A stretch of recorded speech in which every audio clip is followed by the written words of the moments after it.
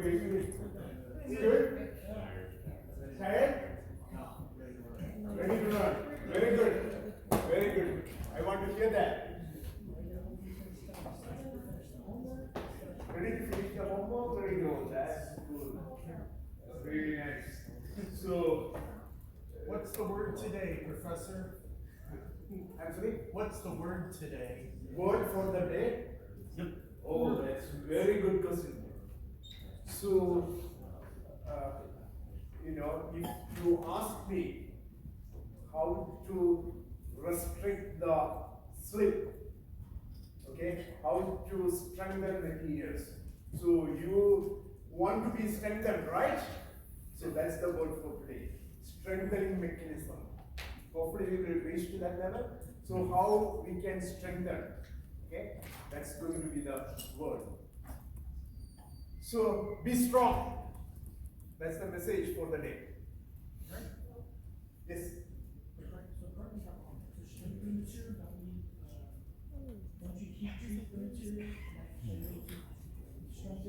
We will come to that one.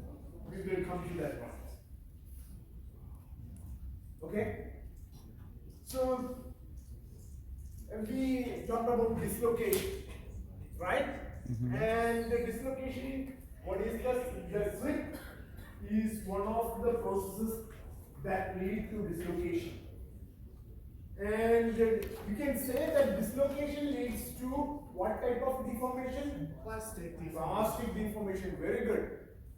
And in many cases as engineers, you prefer the material to be more ductile, which means forgiving, which means there is plastic deformation. Agree? Yes. Because there is always a warning. Right? You want to get that warning. That is the message, right? As engineers, you need to be very careful when you design something. You don't want any catastrophe to happen. You need to prevent that. So that's the reason why we need this type of the plastic deformation, ductility, and what is. Now on we are going to talk more about those things. Okay, how to decide what are the deformations, what are the fracture, what is how fracture propagation happens, that all those things. So we talked about these things, how there is for a slip system, there is a slip plane, and there are slip directions, right? Yeah. And we looked at the HCP, how many slip systems are there in a sorry, not HCP, FCC. 12. Very good, very good. Very good. So 12, a total of 12 slip systems.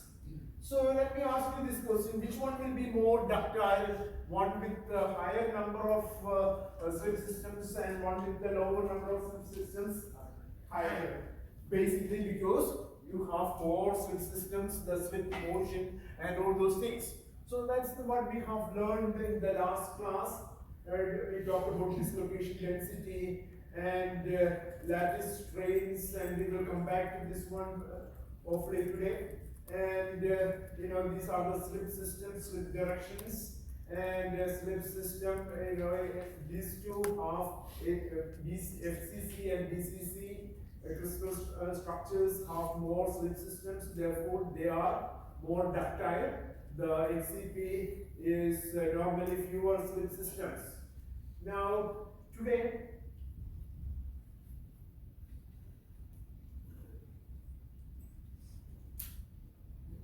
we are coming to something called the critical resolved shear stress.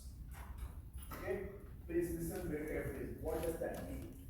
We talked about it. You remember we talked about it in the last chapter also.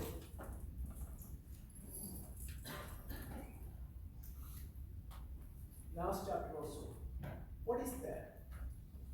You have a sample here. You are applying the tensile force or compressive force onto the sample. A typical case. Agree? Yes. And in this sample, there are so many plates. 1, 0, 1, 1, 0, 1, 1, 0, 0, 0, 1, whatever, all the plates. Just assume it is a this is a, now we consider it as a single crystal, okay? Assume this is as a single crystal. We start with single crystals and move to polycrystalline materials. Most of your materials are polycrystalline, but in order to understand the mechanism, we consider it as a single crystal. And now you apply this tensile force onto this one, and there are so many planes, you know, the planes are oriented in different directions. Agree? Yes.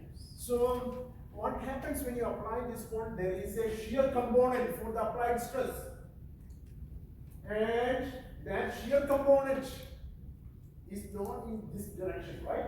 In the axial direction. May not be in the axial direction.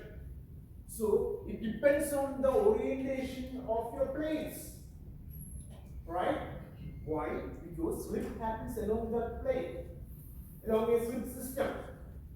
That's the reason why there is a shear component of it, shear stress for this one. When you apply a tensile force onto the sample or compressive force, you know what we consider only the tensile force right now. Are you with me? Yes. Everyone. Now we can write it as, so the equation that the tensile, the shear stress tau R is equal to sigma cos phi into cos lambda. Okay, that is that shear stress on that on a given plane, it can be resolved as sigma. That is the, what is sigma? The stress. Applied stress. Sigma is the applied stress.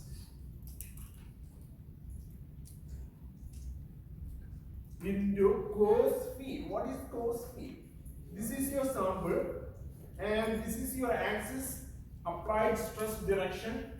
Okay, applied stress direction.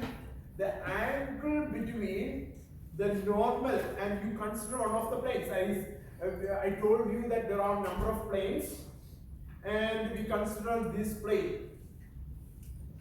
Agree? Any plane like this one. We didn't assume that this is the sample and this is a plane. Within that sample. Got it? You need to understand it. This is a sample, and this is one of the oriented plane within that sample. So, and you know what is phi? Phi is the angle between the applied stress direction, that axial strain, applied stress direction, and the normal to that plane. Okay, what is normal to this plane? If this is the plane, assume that this is the plane within your sample. Okay, and what is the normal to this plane? This is the normal to that plane, right? This is the normal to the plane. Now, what is that phi? What is the applied stress direction? This is the applied stress direction. Okay, applied stress direction, and this is the normal to that plane. So phi is the angle between the normal to that plane and applied stress direction. Anyone? Any question? Yes. So essentially, that normal slip, the normal direction of the slip plane and the direction of the slip plane is what determines the angle at which. The normal to this plane and the applied axis. This is the applied stress, right? Applied stress. This angle is phi. Okay, did you get it? This normal and this applied axis, that is phi. Now, okay, now there is another angle you need to be aware of too. If just assume that this is the direction, okay, this is the direction, slip direction. Agree? This is one of the slip directions. So the angle between this slip direction and normal to that one, to this plane. Normal to this plane, the applied axis, applied tensile axis. This is the applied, green one is the applied tensile axis, and this orange one is the stress, the slip direction. The angle between these two is lambda. Did you get it? Yes. Any question, anyone? So the slip direction is parallel to the face of the plane, correct? Yes, typically it is in one of these directions, right? Remember the plane we have seen in the case of 111 FCC. Okay. You remember, Thanks. it can be in any of these directions, right? Along that plane.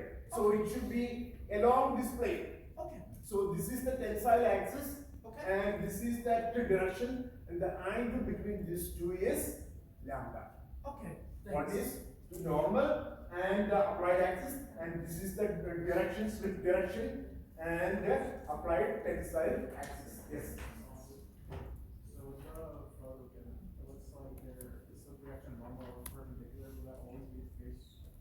Yeah, that is the normal, right? This is the plane, and this is the normal to that slip plane.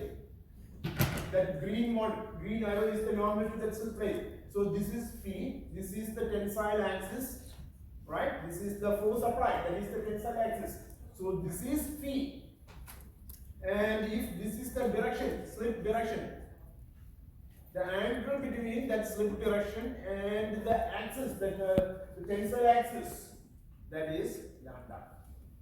So you can say that the result shear stress is equal to sigma into cos phi into cos lambda. Okay? So far so good? Now look at your sample. In this sample, there are so many slip plates. Agree? We know that in the second chapter we learned so can be number of planes, right? And what is the meaning? You have depending on lambda and sigma, phi and lambda, this can vary, right? Yes. The applied stress is for a given system, it is constant. We can consider that it is, you are applying a certain stress onto the sample. So it can vary depending on the orientation of your plane. Okay? So now you have to keep on applying that tensile force. What happens? One of the plates in your sample is oriented within your sample in such a way that it feels the maximum of that applied stress. Do you get it? So one of the planes, you have number of planes, and one of the planes in that sample is oriented in such a way that it feels that it feels the maximum applied stress. So what happens in that case? We can write it as tau r maximum is equal to sigma max into cos phi into cos lambda.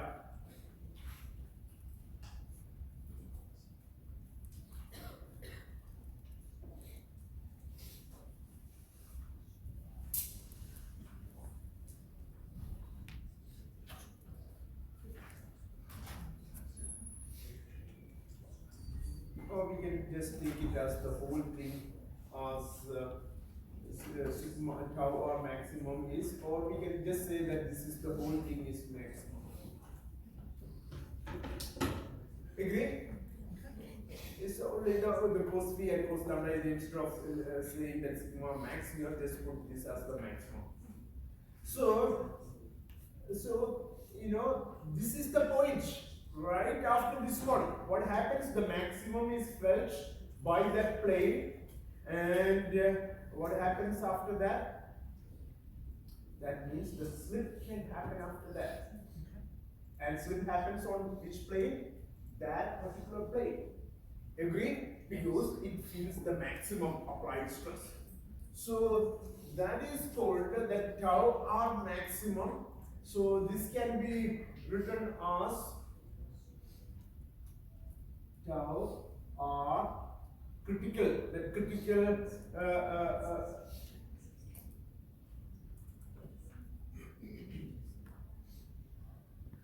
tau critical result shear stress, tau cris. We can write it as tau cris is equal to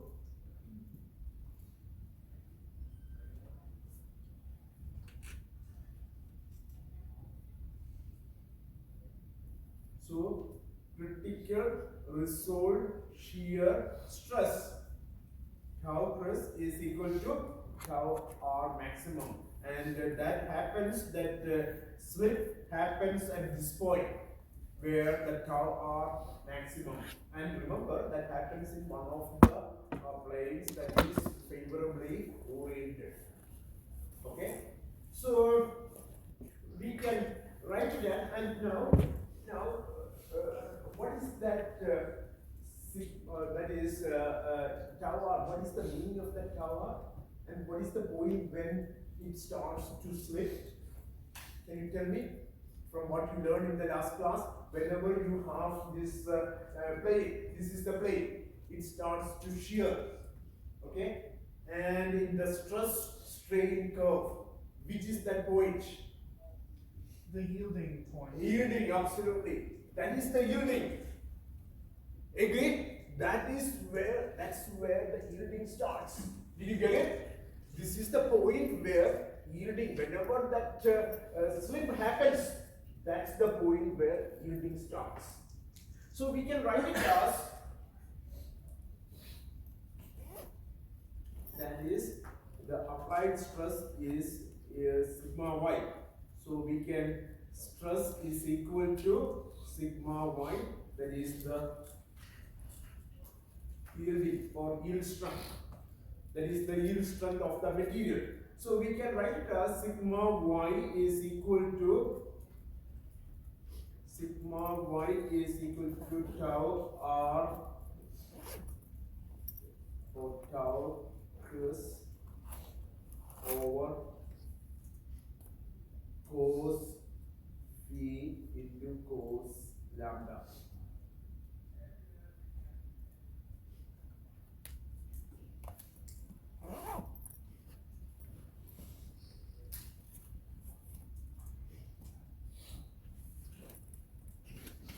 Okay, so far so good. This is sigma y, which is the yield strength, and this is the point where the yielding starts. So we can say that tau cris, critical result shear stress, over cos v into cos lambda. Now look back to this sample. We can, this is that plane, and this is the phi, and this is the lambda. So this is oriented in such a way that what is going to be the maximum sigma y? What is the, now we are looking at what is the maximum angle, or what is the angle, not the maximum, what is the angle at which the phi and lambda orientation of your plane is in such a way that the applied stress is maximum. Did you get it? Yes. I will repeat it. Yeah. I'll repeat it, now we are looking at that one. What is that orientation of that plane, or which of the plane? Which of the plane, one of the planes, right? We know that what is that angle at which the maximum shear stress is felt by that, each plane feels that shear stress maximum. Yes? When both phi and lambda are equal to 45 degrees. Exactly. Did you get it? Did you get what I'm saying?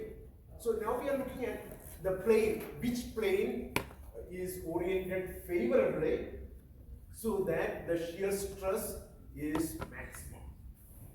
Okay? And if you look at it, we can say that as he said, it should be cos tau cris over cos 45 into cos 45. Why? Because we can see that cos 45 is 1 over square root of 2. This is tau cris over 1 over square root of 2 into 1 over square root of 2. That is cos 45, cos 45. So what is this one? This is equal to tau plus over 1 over 2, or is equal to 2 tau plus. What is the meaning? So sigma y is equal to 2 times tau plus.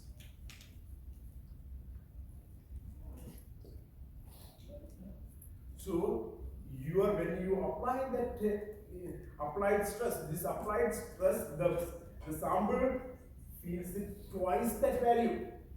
Agree? This is the critical resolution stress. It feels that particular, that given plane, that feels twice the value. So that is the plane that is oriented at 45 degree to that applied stress that that yields first or that slips first. Are you with me? Yes. Any question? Anyone can ask me that question if you have any question. So that's the point. Now remember, when we watched the video, I think the last class or so, I asked you towards the end, when you applied that tensile force onto the sample, please look at the angle at which that it breaks, that sample breaks. Or you can go back and watch that video. It is, I think the link is given there. It is at a 45 degree angle. Okay? It broke at 45 degree, basically because of this reason.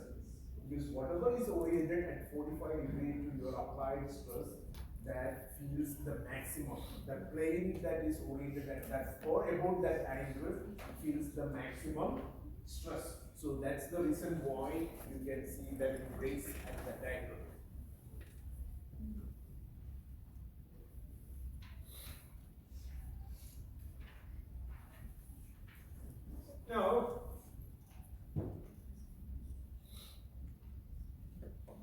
Now there are a few cases. We just looked at this one. Okay, we just looked at this one. The plane that is oriented at 45 degree. Okay, so that is the sigma is equal to 2 tau r for this one. And what happens? Look at this one. So this is oriented at this is perpendicular to this sigma applied tensile axis. So what happens to this one? What is our equation? Tau r is equal to sigma cos lambda into cos phi. So if it is oriented at this direction, what is going to be your phi? Phi is equal to 0. Phi is equal to 0. What about your lambda? 90 degrees. Lambda for this one is equal to 90 degree. And what is cos 90? 0. Cos 90 is equal to 0. Therefore, what happens in this case? In this case, if the plane is oriented, what is that orientation? This is perpendicular. This is what we are talking about. Okay, this plane is perpendicular to the tensile axis. So what happens in that case? So you can see that the cos 90 is equal to 0. So therefore, tau r is equal to 0. So when you apply a tensile force onto such a sample, what happens? How it breaks? That's what my question. It'll have a flat. Which means that it is brittle. Agree? Yeah. It is going to be brittle because that whenever you apply the plane is not oriented, it is more brittle. That sample is going to be more brittle in this case. when it is oriented like that one. Most favorable plane is oriented perpendicular to that applied stress. Now, what happens when the plane is oriented parallel to the tensile axis? Again, in this case, what is phi? Phi is 90 degrees. 90 degree. And what about lambda? Lambda is equal to 0. Therefore, what is tau r? Still 0. Tau r is equal to 0. Okay? Okay, so this is going to be a brittle sample in that case. It's going to be a brittle sample. These are some of the questions, the quiz questions. You know, you can expect some of the quiz questions from here.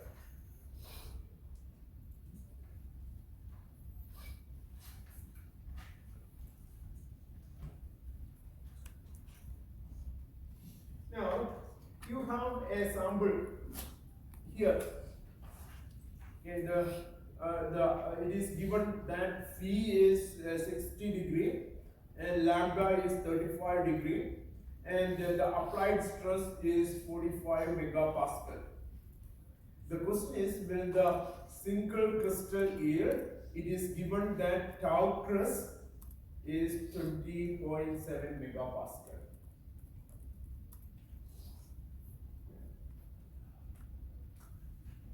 So what do we need to do?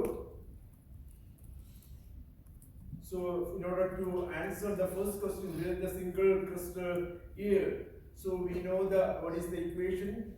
Tau is equal to sigma into cos phi into cos lambda. So if you check whether your with the single crystal yield, if you check what is your tau of this when you apply this much 45 megapascal, what is the tau when you apply this 45 megapascal and the cos phi this 60 degree and lambda 35 degree, whether it is equal to 20.7 megapascal, then the crystal yields. Did you get it? Did you get what I am saying? So if it is equal to, if the tau crest you calculate from, or tau you calculate from here, it's not tau crest, we do not know whether it is tau crest. So that's the reason why I just put tau there. Tau is equal to 20.7, equal or greater, it should yield. If it is less than that, it should not yield. So let's do it. Tau is equal to sigma 45 megapascal into cos phi. Cos phi is cos 60 degree into cos lambda, which is 35 degree. Okay, so it comes to about 45 megapascal into 0.41. So tau is equal to 18.4 megapascal.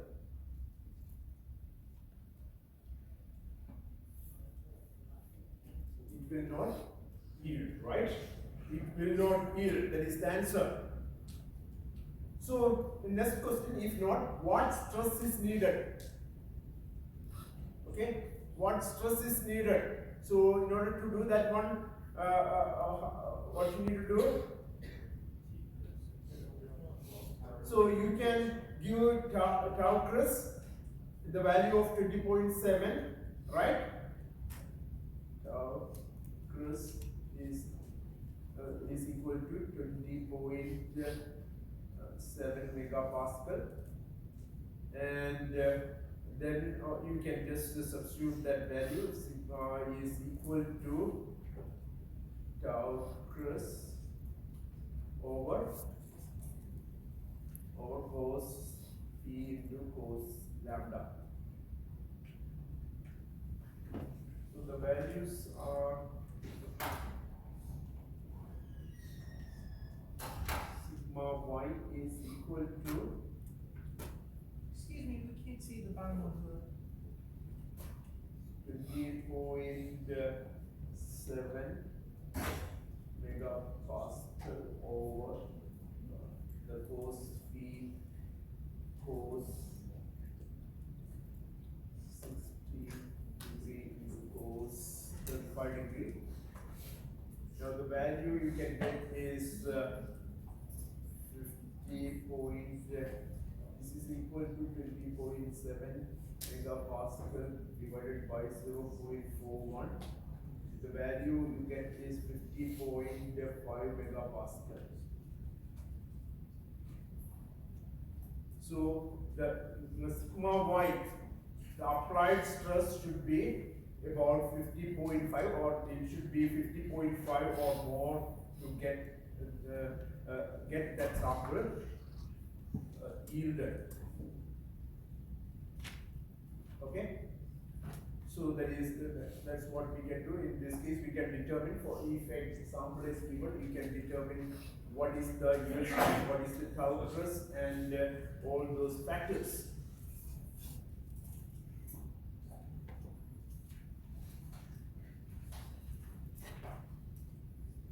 So there is another problem here.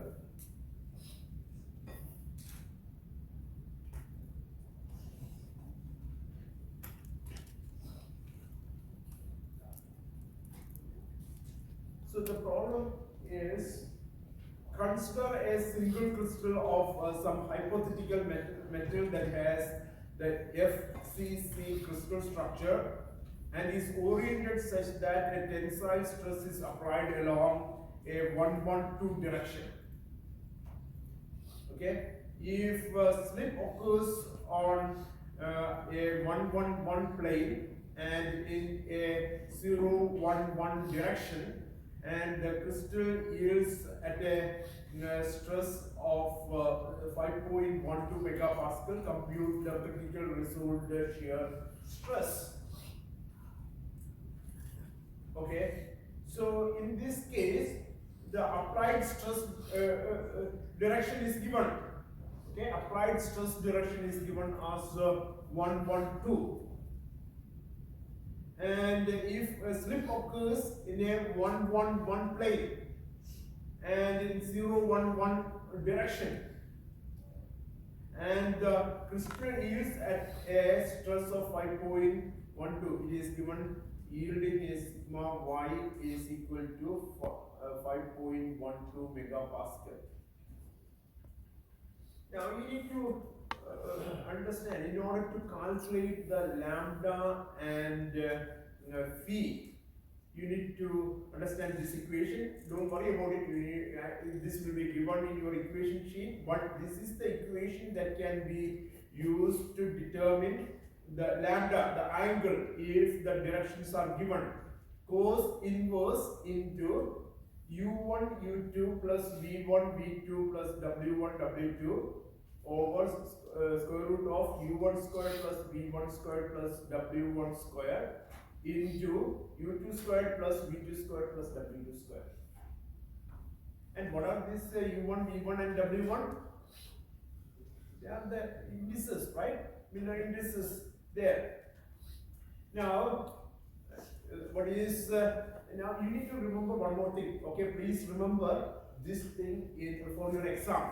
Please remember, when I taught about that the plane and direction in chapter 3, I mentioned something for a crystal system, for a cubic system, a crystal system. The planes, okay, planes with a given indices, for example, 1, 1, 1 plane, and its direction. What is the direction? It's the direction with the same inner indices. Please remember, please listen. The 1, 1, 1 plane. So these two, that plane is always normal to that direction. I mentioned that at that time, basically because of this reason.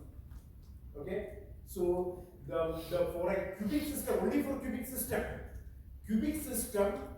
the plane and the direction with the same indices are perpendicular to each other.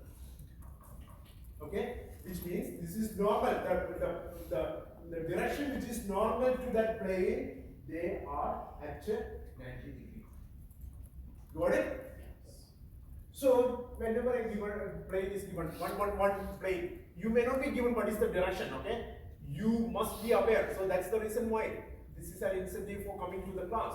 For the exam, if it is given a plane, you must know the normal to that one is the same thing, even if it is not given. It may not be given because you are supposed to know that. That's the reason. So you need to take that direction as, if it is 101, you need to take 101 as the direction, normal to that direction. Okay. So what is the normal to 111 plane? 111. 111 direction. So it is normal to this one is 1 direction. Now it is easy for the lambda. Lambda is what is the angle between the stress direction 112 and what is the 011 that is the direction. Sorry, this is the applied stress direction and this is the slip direction 0112 and 0111. So here U1 is equal to this one is equal to 1, V1 is equal to 1 and W1 is equal to 2. So what about in the second case? It is U2 is equal to 0, V2 is equal to 1 and okay, so W2 is equal to 1.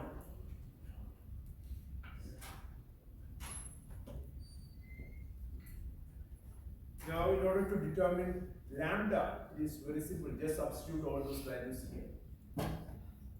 Okay, just substitute these values here, you can get the lambda. So is cos lambda is equal to cos inverse U1 1 into U1 U2 is equal to 0 plus V1 1 into 1 plus W1 that is 2 into W2 is 1.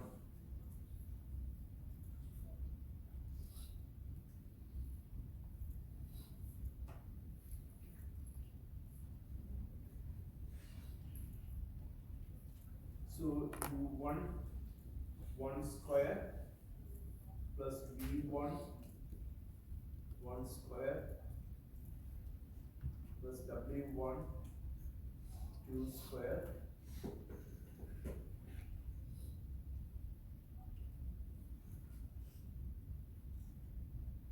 into U2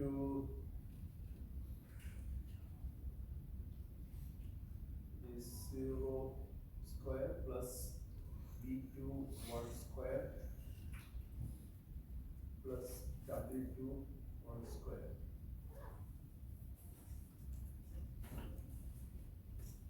Is equal to cos inverse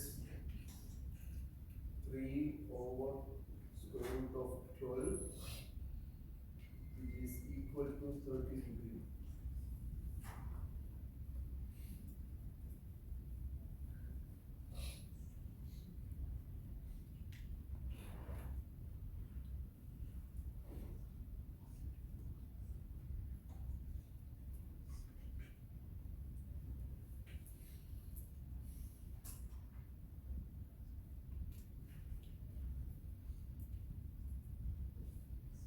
Phi also, phi is for phi is normal to the 1 slip plane is 1 direction. So we can write it as phi is equal to cos inverse 1 into 1 plus 1 into 1 plus 1 into 1 square root of 1 square plus 1 square plus 2 square 1 square plus 1 square plus 1 square.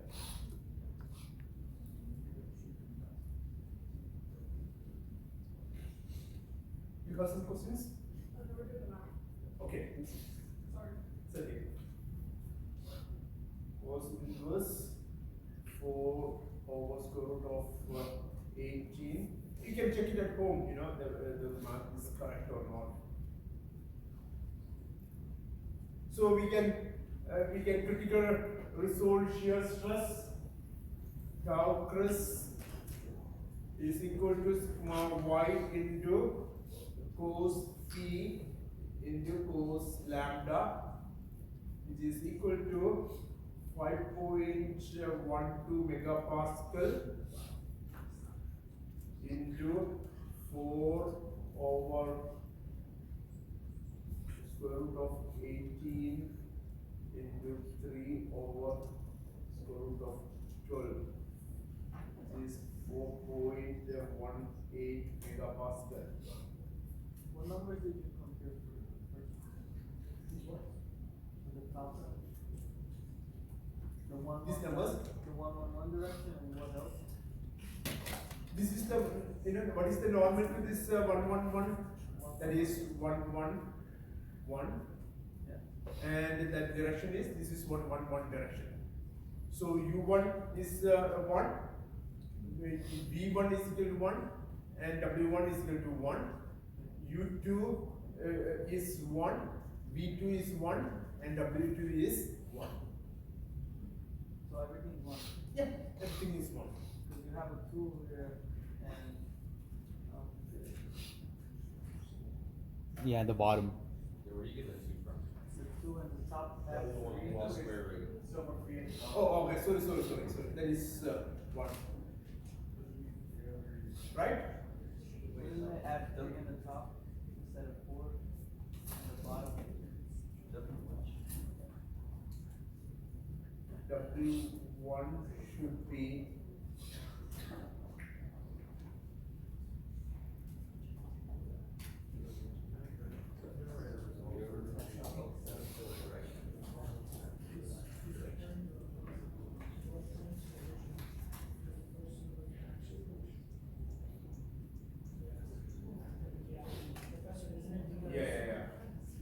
So if slip occurs on a 1-1 plane and in a 1-1-0-1-1 direction, and that is 0-1-1 direction. Oh, okay.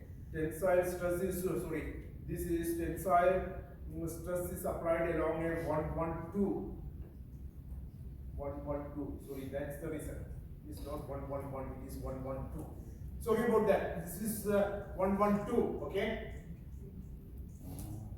So that's the reason why this is 2. This is also, but this is taken as, this is, you know, U1, V1, you know, this is taken as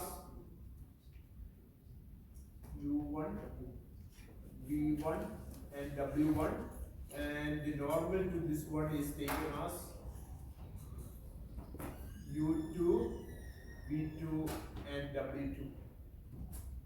Yes. There should just be a 2 in the numerator also. That's it, right? For W1's 2. Yes. Yes. Thank you. Okay, clear?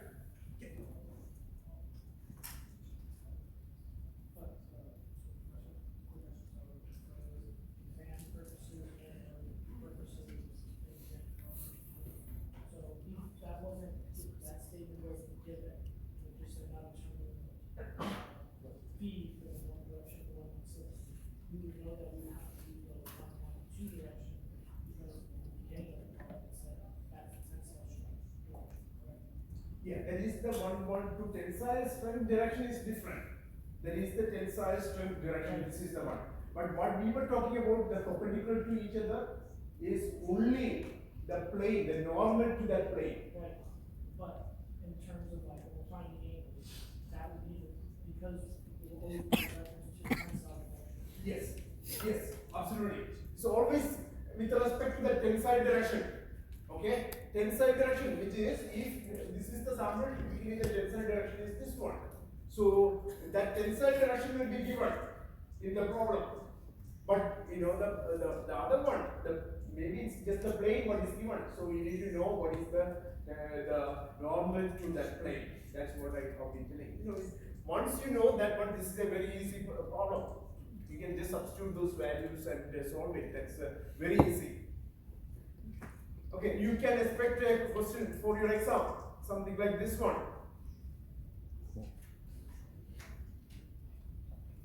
It's a very good deal, right? I'm talking about all the probable questions even now. Yes. Can we go back to, just like to know for the exam, what would you give us here? Like, I know. You will be given this equation Okay. for lambda and phi. Okay, rest of it you need to solve. This will be given in the equation shape, and maybe the basic equation sigma, tau crus is equal to sigma into tau is equal to sigma into cos phi into cos lambda. That might be given. Again, that's a very simple equation. Okay, but all the other things, how to select the correct one and how to use it for a given problem, that's you need to know. Yes. Is the slide going to be posted on this review later? I'm sorry. Yeah, that's why we're not, It's not there. No, it's just like not. it goes straight from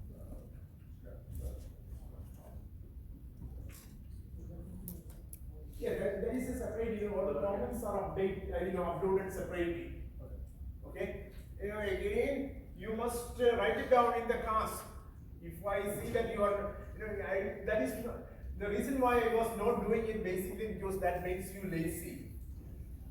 But which is not good, I don't want you to be lazy. You need to, solve with me. Then only you will know how to solve it. That's the only reason why I didn't upload it. But since you requested and you said that you will do it, that's the reason I uploaded all the solutions too.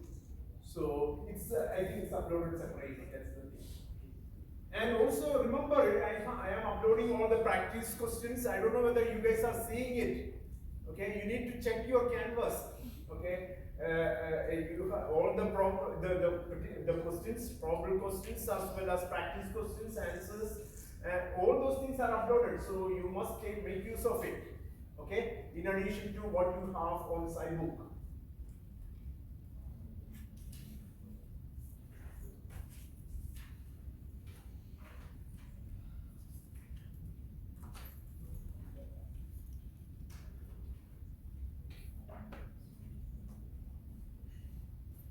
So when you have a single crystal, we talked about all these things. Whenever that angle is 90, that what happens to those things perpendicular to the direction and parallel to the slip plane, what happens to that one? The shear stress, result shear stress will be 0. So what happens? That fractures. Remember this one.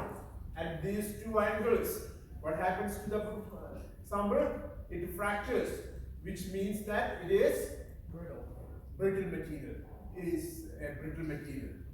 So if you look at a sample, you can see that what happens to those edge dislocations, edge and screw dislocations.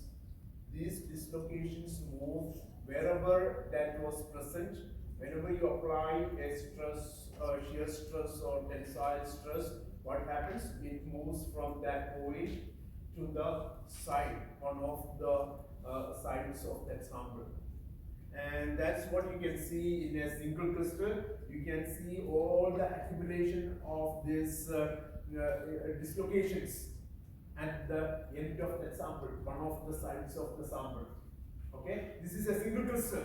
Okay, that's the reason why you are seeing it like that. It's a single crystal, and you can see it. This is a scanning electron microscope image where you can see all those marks there.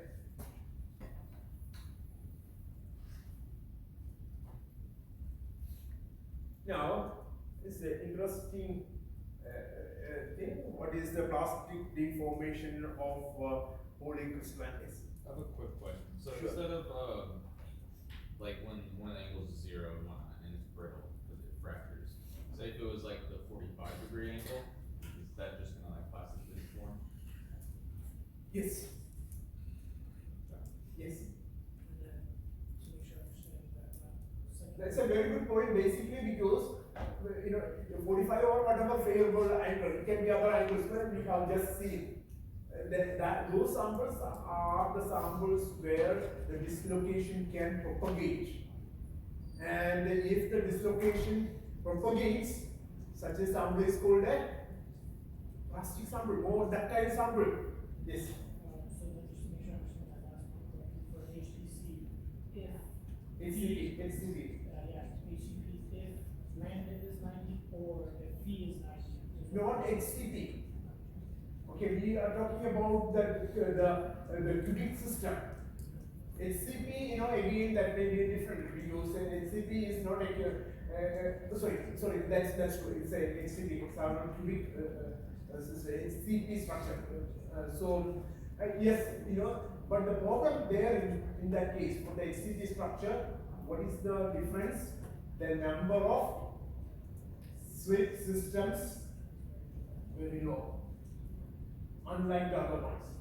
So whenever the slit systems are limited, it restricts the motion of dislocations. Okay? It restricts the motion of that's what this is important. Now we are exactly coming to that point. Now, so far we talked about single crystal. What is the difference between a single crystal and a polycrystalline material? Single crystal, that arrangement, the arrangement spreads over the whole volume of your sample. Agree? Yes. But in the case of a polycrystalline material, what is the difference? You have a number of grains. And the grains are oriented in different directions. That is the main difference. You need to understand that one. Then only you will follow the next ones. So in a single crystal, you know, there is a very good arrangement, and for a polycrystalline material, it is made up of so many crystals or grains, and it is made up of all these grains. So in a single crystal, if there is an edge dislocation, it can move from all the way from the point where it is generated to the sides. But what happens for a polycrystalline material? Think about it, please think about it. All of you guys. In a single crystal, it can move from one point within the material all the way to the side. But for a polycrystalline material, since it is made up of so many crystals or the grains, what happens in that case?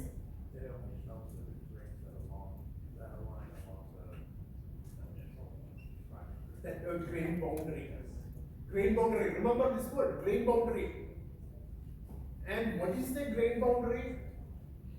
What is the difference between a grain boundary and a surface? Bonds on the screen boundary, or There are bonds at grain boundaries. But at the surface, are there bonds? Means further bonds? There are bonds. All the bonds are connected to the bottom atoms. Okay, that is the difference. That is the difference. So, in the one case, you have all the bonds, and you know, remember this point. Whenever this is a polycrystalline material, you can see that there are these are grain boundaries. Did you get it? These are all grain boundaries in the sample. But there are still bonds between this grain and this grain. Don't assume they are independent particles. Okay? There are still bonds there. And what is the peculiarity of that bond? They are strained bonds. Strained bonds. And what is the characteristic of a strained bond? What about the energy? The energy is higher. higher. So energy is higher. whenever the energy is higher, what happens to the impurities? Impurities can accumulate at the grain boundaries. Okay, that's another property. So that's the application. What is the catalyst? Catalytic converter, right? That is the application. So now look at this one. If there is a slip, these are all slip, right? This slip goes all the way to the grain boundary here, and it stops. It stops to some extent. Basically, it is harder. The alignment of the plane in the nest or the neighboring crystal or the grain is different than this one. Consider a plane like this. You see, this is a plane, one of the slip plane. So, in order for this slip to move from this point to the nest grain, it needs to move from here to the nest one, right? Now look at this one. The plane is aligned in this direction somewhere, something like that one. So is it easy for this one to move from this to this one because of this misalignment? No. It is not. So it is not easy for that slip to move from this point to this point. And from any of these things, locations you see, from here to here, or from here to here, it can vary. Yes. So in order for it to move into pass for downstream move forward. Yes, absolutely. That's the point. So which one is stronger? My next question based on that one. Which one is stronger? A single crystalline material or a polycrystalline material? Polycrystalline material. So you are all very sure, right? Because of this one. Can you please close that one? So the polycrystalline materials are stronger than single crystalline material. Thank you. Oh my god. Oh, you.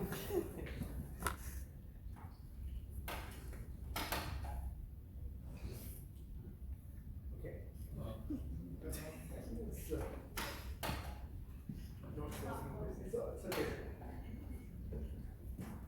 Okay, thanks. So, this is remember this one again. This question: a polycrystalline material is stronger than a single crystalline material because your grain boundary impedes the movement of slip from one crystal to another crystal or one grain to another grain.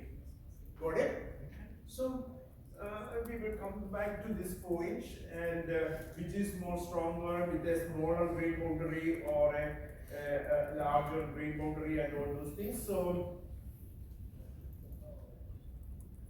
all the points are given in your slides, okay? The notes, so I don't need to write it again here, right? All the points are here. Whatever I told, because of this grain boundary it impedes, and this is since there is a grain boundary, greater stress is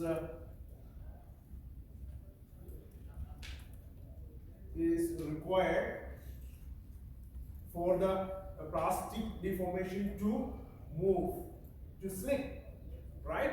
That is the process. Greater stress is required for the planes to slip.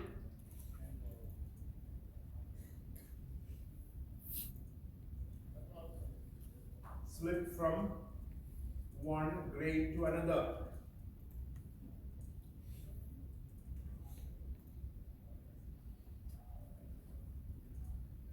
So we can say that is basically because the lambda and phi.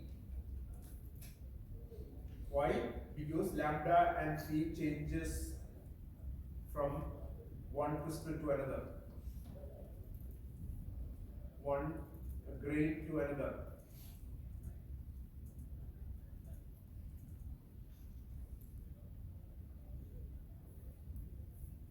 Again, all the other rules, the one with the greatest tau r, tau r yields first,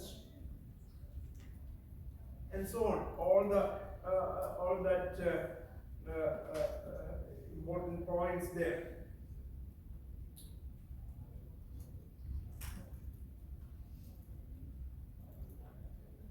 And also, there is a coherent movement. Also remember this one, these grain boundaries do not rip, okay? Don't assume that as you apply the stress, the grain boundaries, rip apart. Don't assume like that one. There is no ripping of the grain boundaries because the strain, it is cohesively moved from, the applied stress is cohesively moved from one grain to another grain. Okay, there is a cohesive movement of that applied stress from one grain to another grain.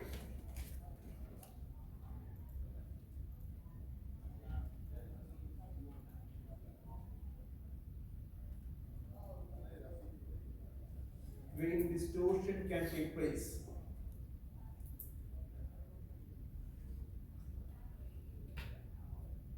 Grain distortion can take place.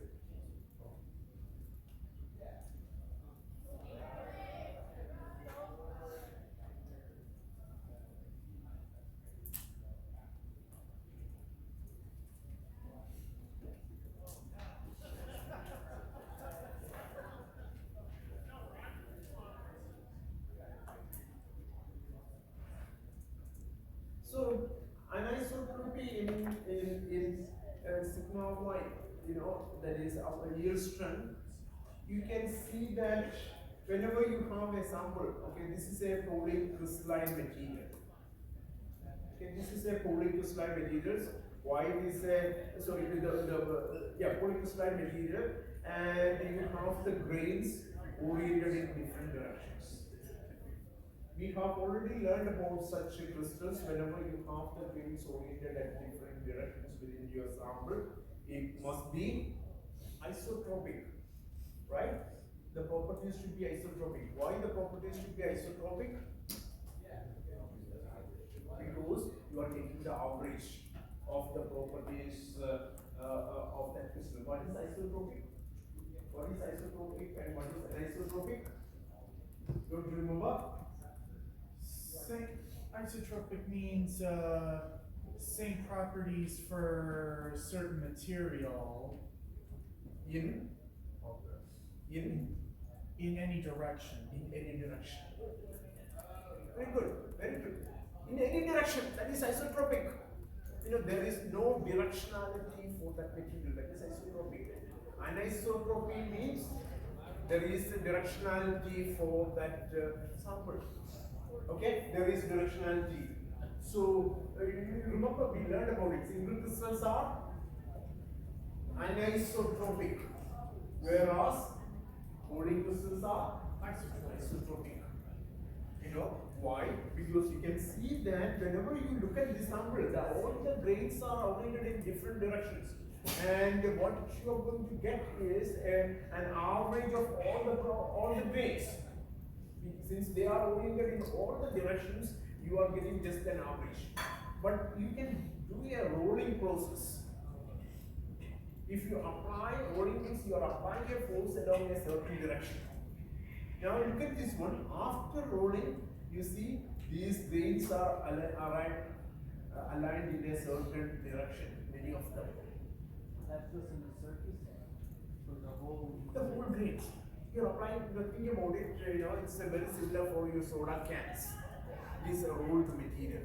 So whenever you apply, the volume, the whole volume of that material, when you apply, for example, you are applying a pressure, okay, force onto this one.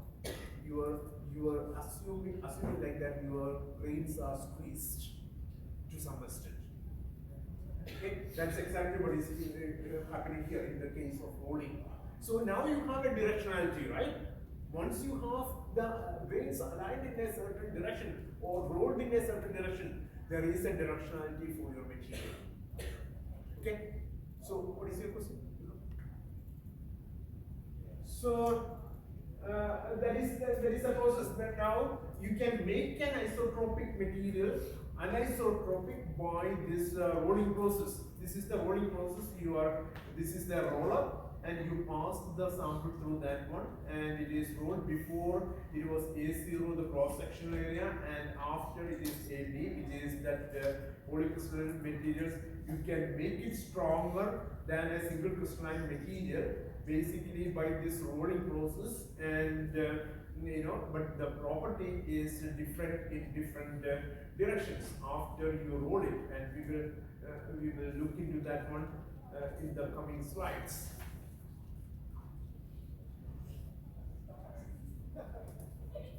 So deformation by twinning. Again, we learned about twinning. What is twinning?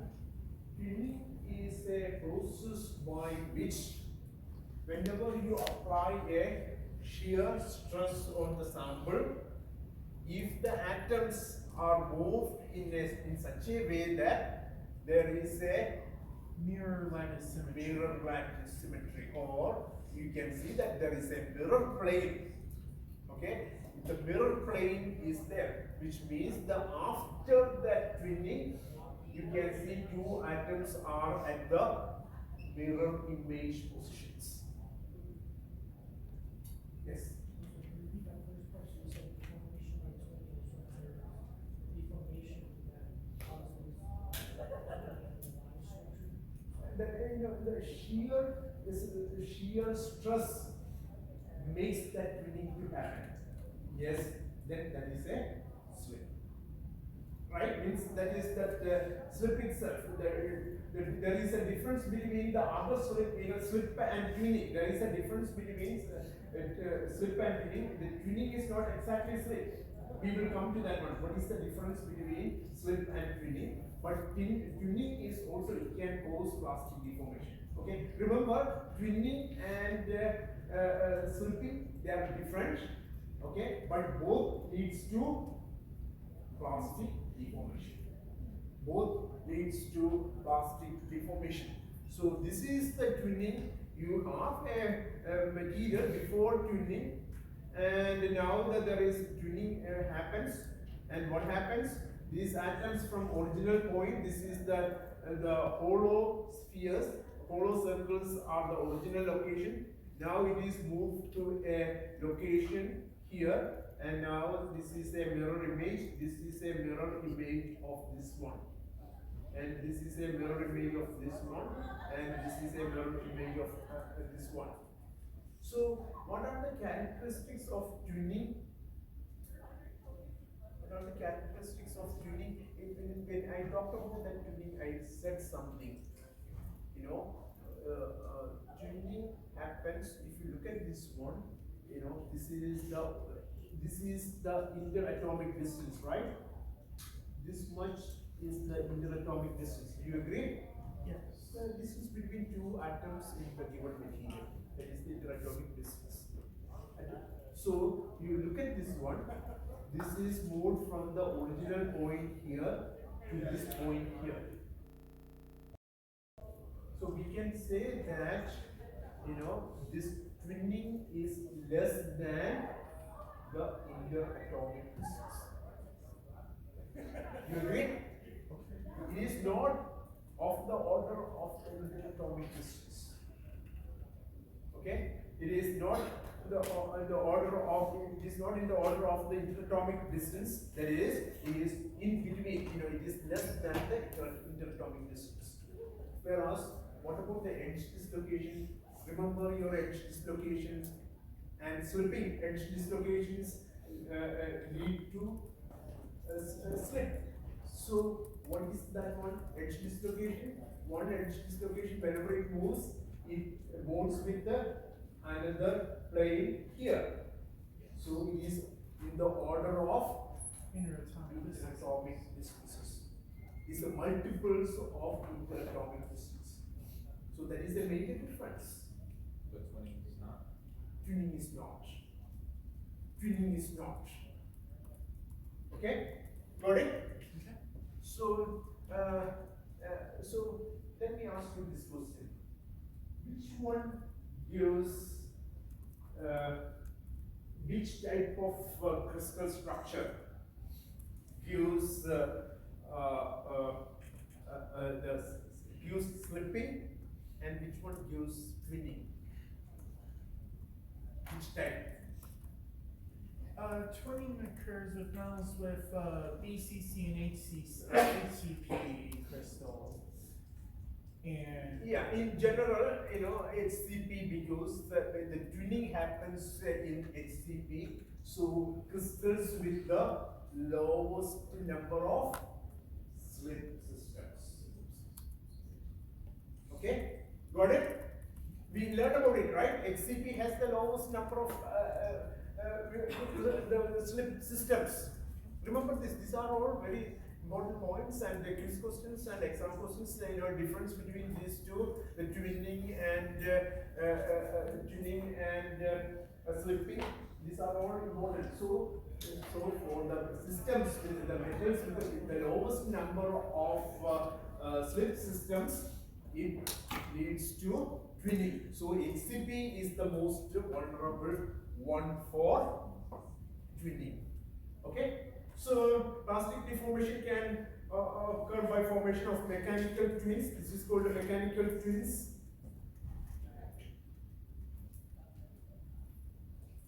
And it leads to plastic deformation.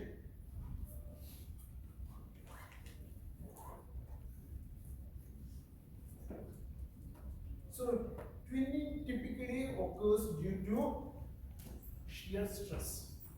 Okay?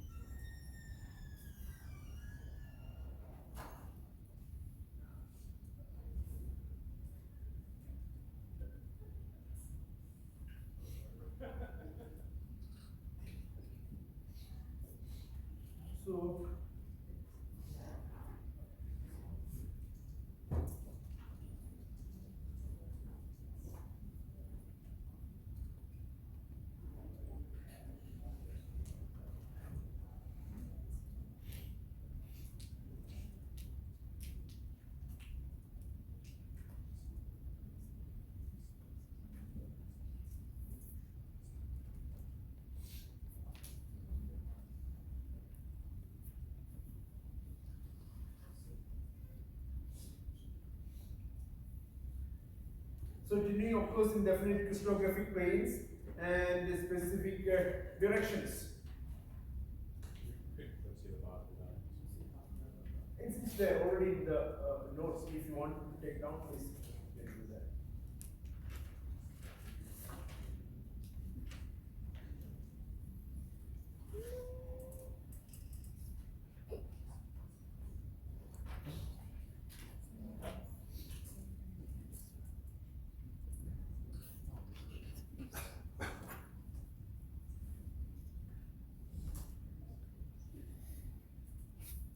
Remember, I am not writing all the points here now because I am uploading that other notes. Okay, please remember that. So you are supposed to read the other one too, other notes where you have all the points. I have already put it down there. So please go back and read that one. That's important. In addition to what you take down.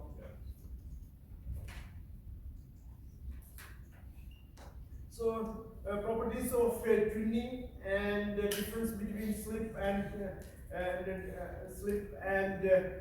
twinning occurs in HCP crystal structure. But let's look at the difference in the slip and the twinning. So what are the difference between the slip and twinning? Slip occurs in the order of atomic distances. Atomic distances. Order of the multiples of atomic distances. Whereas twinning less than atomic distances.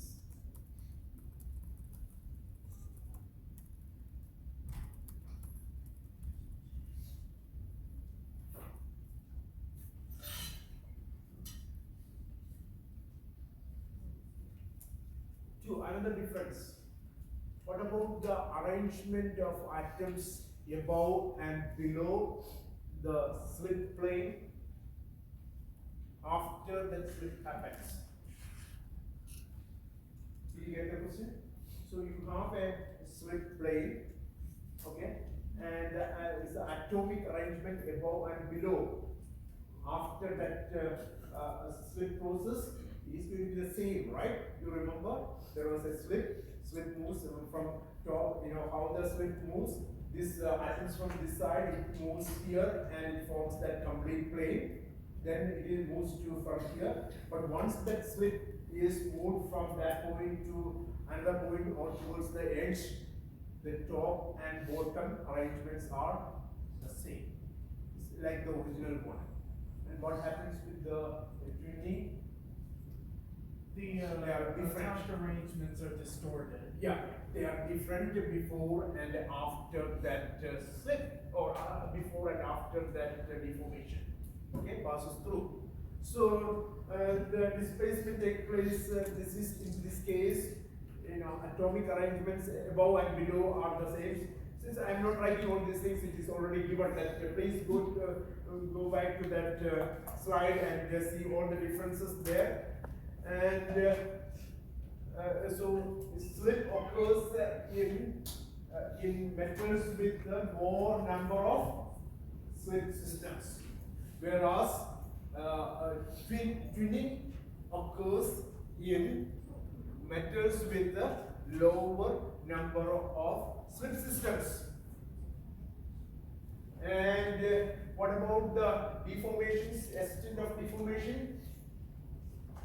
The extent of deformation for slipping, that is more than that of twinning, because you know it is in the multiples of interatomic distance for slip. For twinning, it is less than the interatomic distance. Do you want me to write it there? All the points?